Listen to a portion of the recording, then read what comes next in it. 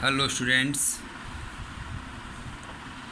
today our topic is autism spectrum disorder ASD। ये ऐसा disorder है जिसमें बच्चों को या व्यक्ति को जो इससे ग्रस्त होता है उसको बोलने में, लैंग्वेज में और सोशल स्किल्स में और बिहेवियर में उनको बहुत प्रॉब्लम आती है। तो इसमें जो इसके जो लक्षण हैं वो यही है कि जो व्यक्ति है वो अपनी बातों को व्यक्त करने में असमर्थ होता है और व्यवहार करने में असमर्थ होता है। मतलब किसी भी चीज़ को वो सेंटेंस को वो मतलब कंटिन्यूस को दोबारा दोहराता है, कन्फ्यूजन रहता है उसको। तो ये जो ऑटिज़म स्पेक्ट्रम डिसऑर्डर है इसके बारे में पढ़ रहे हैं हम। Okay, autism spectrum disorder is a disorder that affect development. Here the word spectrum refer to the range of symptoms and their severity. Generally the young children with ASD have difficulties with communications, language, social skill and behavior.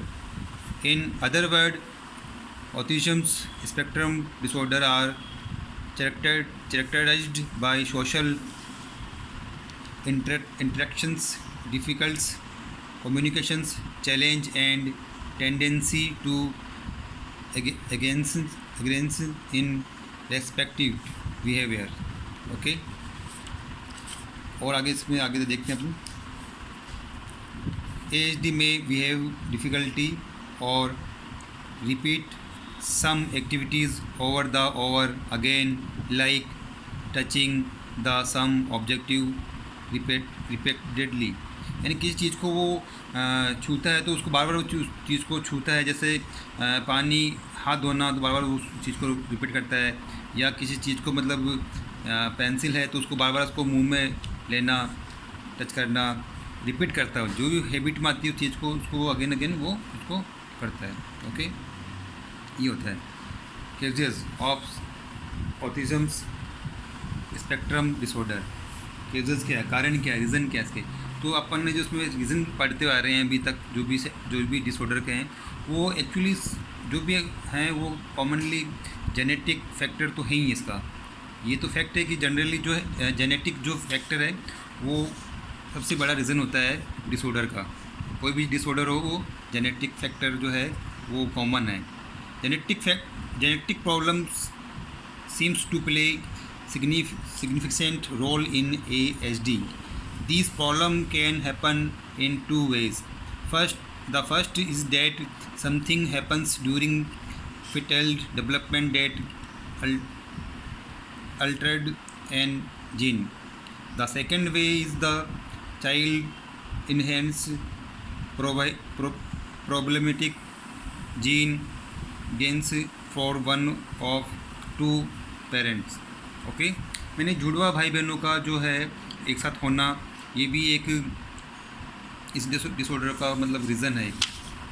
Okay, second है environmental factor and third brain development. Okay, जिससे अपन ने इसको पहले भी मैंने इसको describe कर रखा है, इन्वायरमेंटल फैक्टर और ब्रेन डेवलपमेंट को भी ये किस प्रकार से ये फैक्टर होता है। और ये 10% बच्चों में जो है ऑटिज़म स्पेक्ट्रम जो है विकार पाया जाता है। 100 में से 10% जो बच्चे होते हैं उसमें से ये चिल्ड्रंस में ये जेनेटिक डिसऑर्डर सिम्टम्स पाए जाते हैं। ओके, सेकंड जो है अपोजिशनल डिफेंट डिसऑर्डर। अपोजिशनल डिफेंट डिसऑर्डर इसके बारे में हम पढ़ेंगे। ये एक विरुद्धक अवज्ञाकारी, इसको हम हिंदी में जो बोलते हैं अवज्ञाकारी जो है डिसऑर्डर होता है। Oppositional different disorder is a set or group of behavioral disorder called distributive behavior disorder. It is called by this name because children who have this disorder always tends to dispute those around them. Oppositional different disorder is one of the most common mental health disorder found in children and adolescents. Okay जो ये सबसे जो है ये common जो है अपोजिशनल different disorder है जो बच्चों में अधिकतर पाया जाता है। अधिकतर जो बच्चा है किसी चीज़ के लिए पीछे जिद करना, गुस्सा करना किसी चीज़ के ऊपर बार बार, तो ये जनरली जो है ये अपोजिशनल डिसऑर्डर जो है होता है। इसमें बच्चा किसी और के ऊपर अपना जो ब्लेम करता है कि मुझे ये ऐसा, मतलब झूठा ब्लेम करता है, झूठ बोलता है इसमें, और बच्चा चिड़चिड़ा हो जाता है और छोटी छोटी बातों पे वो नाराज़ हो जाता है, अपने बिहेवियर को वो मतलब कंट्रोल नहीं कर पाता है, और वो किसी की भी मतलब जो है अपने जो है किसी के भी आदेश या किसी की अवज्ञा नहीं करता है, वो किसी के भी ऑर्डर वो फॉलो नहीं करता है, क्रोध करता है, गुस्सा करता है, और वो किसी से मतलब शत्रुता मतलब लड़ाई झगड़ा करने के लिए वो हो जाता है। तो ये अपोजिशनल डिसऑर्डर जो है ये कॉमनली होता है बच्चों में कि वो बच्चा किस प्रकार से एंगर होकर वो ये करता है, जिसमें हम पढ़ रहे हैं आगे। देखो, individuals affected by the disorder usually behave like rebel, agree with adult, refuse to obey and are obstinate. They exhibit anger outburst and have hard time in controlling their anger or aggressions. It has also been seen that even children of best behavior can be uncooperative and hostile at times. Okay, यानी वो अपने आप को एक group में नहीं, एक अलग से वो अपना व्यवहार करता है, किसी को पसंद नहीं करता है, किसी का कहना नहीं मानता है, अपने मन में आता है ऐसा करता है, गुस्सा करता है, छोटी छोटी बातों पर गुस्सा करता है। तो ये सबसे जो है उनका गुस्सा मतलब जो उसका जो गुस्सा था वो कंट्रोल में नहीं होता है और वो एंग्रेनेस करता है हर छोटी छोटी बातों पर। तो सबसे बड़ा इसका जो है केसेस है, इसका रीज़न है, हम इसका रीज़न जो पढ़ रहे हैं, cases of oppositional different disorder.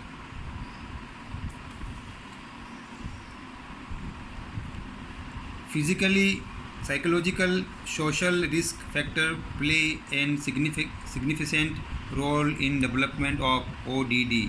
The various causes factor of ODD are described substance. तो सबसे पहले जो है इसका है biological genetic factor. Okay, biologic जो अनुवांशिक जो है वो है, children are more susceptible of development ODD if they have a parent with a history ADHD or ODD. Also, children may be affected with ODD with their parents had depression or bipolar disorder. Okay, और poor nutrition, यानी जो है मानसिक रूप से जो है उनको किसी चीज़ की वो तो हो जाती है, तो वो अपने आप को नहीं करवाते हैं। वो छोटी छोटी बीमारियों से, छोटे छोटे जो केसेस हो जाती है, तो वो सीधा इफेक्ट बच्चों पे पड़ता है इसका। फिजिकली फैक्टर बता आपको जो है किसी भी चीज़ बॉडी के अंदर कोई भी मतलब अपने विकार हो जाता है, कोई भी टूट हो जाती है, तो वो फिजिकली जो है उसके हो जाता है। साइकोलॉजिकल फैक्टर, उनकी पेरेंट्स की सोच या बच्चों की सोच, उसके कारण से भी ये उनके मतलब प्रेशर आना, उनके ऊपर उनकी जो बच्चों पर जो इच्छा होती है उनको मतलब फॉलो नहीं कर पाता। तो ये जो सारे जो साइकोलॉजिकल वो एक तरह से अपना माइंड को जो है डिप्रेशन में आकर वो ये जो है ODD को करता है। सोशल फैक्टर का भी बहुत बड़ा इसमें रोल होता है। इसमें डिसिप्लिन, डिवोर्स, पॉवर्टी, कैरेक्टरिस्टिक और environment in the family and exposure to violence, ये जो सारे जो रीज़न हैं वो सोशल फैक्टर के अंदर भी इसमें आते हैं। ओके, तो ये जो सारे रीज़न हैं ये इसके जो ODD के हैं। इसमें बच्चा एंगर, गुस्सा करना और बार बार किसी चीज़ को फॉलो नहीं कर पाना और कहना नहीं मानना किसी का भी और हर चीज़ पर जिद करना। ओके, तो ये है इसका ODD का एजेस। नेक्स्ट है obsessive compulsive disorder. Compulsive disorder जो है obsessive compulsive disorder is a mental health disorder that affect people of all ages and walk of life. It occurs when an individual gets caged in a cycle of obsessions and compulsion. It can be said that person with OCD are plagued by constant thought of fear that causes them of perform repeats of routines.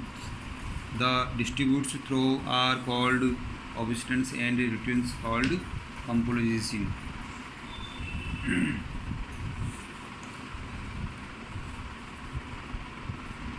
ये जो है ऐसा disorder है जो किसी चीज़ को, कार्य को बार बार करने के लिए प्रेरित करता है व्यक्ति को। जैसे इसमें है हैंड्स को बार बार दोहराना, किसी चीज़ को हाथ को दोहराया तो बार बार किसी चीज़ को दोहराना, किसी चीज़ को बार बार टच कर रहा था तो उसको बार बार टच करना। तो ये जो है सबसे बड़ी प्रॉब्लम ये आती है इसको कि एक ही चीज़ को वो अगेन रिपीट करता है एक्टिविटी को। तो ये जो सबसे बड़ी इस डिसऑर्डर की केसेस है, इसके कारण रीज़न है कि ये इसका सबसे बड़ा कि इस चीज़ को वो दोबारा हर बार उस चीज़ को रूटीन में कंटिन्यूटी रखता है। एक काम को मतलब उस चीज़ को मतलब कंफर्म नहीं होता है कि काम ये कंप्लीट हो चुका है, कन्फ्यूजन से वो उस काम को वो रूटीन में करता है। Main obsessions, a fear of harm to yourself और लव्ड वन, किसी चीज़ को वो खोने से डरता है तो उस चीज़ को बार बार मतलब उस चीज़ को याद करता है, प्यार करता है, जिस चीज़ को वो चाहता है प्यार करता है। ए फियर ऑफ कॉन्टिमिनेशंस और बाय जर्म, दूषित होने का डर, मतलब वो सोचता है कि मेरा हाथ गंदे नहीं हो जाए तो उस चीज़ को बार बार वो उस चीज़ को साफ़ करने के डर से उस चीज़ को वो रिपीट करता है। A forceful of doing, need to perform things perfectly and correctly. Okay, having excessive doubt on any individual, a fear of being embarrassed, a fear of getting dirty, a fear of making mistakes। तो ये इसके जो है main ये इसके लक्षण होते हैं कि ये लक्षण बार बार इन चीज़ को वो दोहराते हैं। आज इतना ही पढ़ेंगे, कल आगे पढ़ेंगे। ओके, टेक केयर और अपना ध्यान रखिएगा।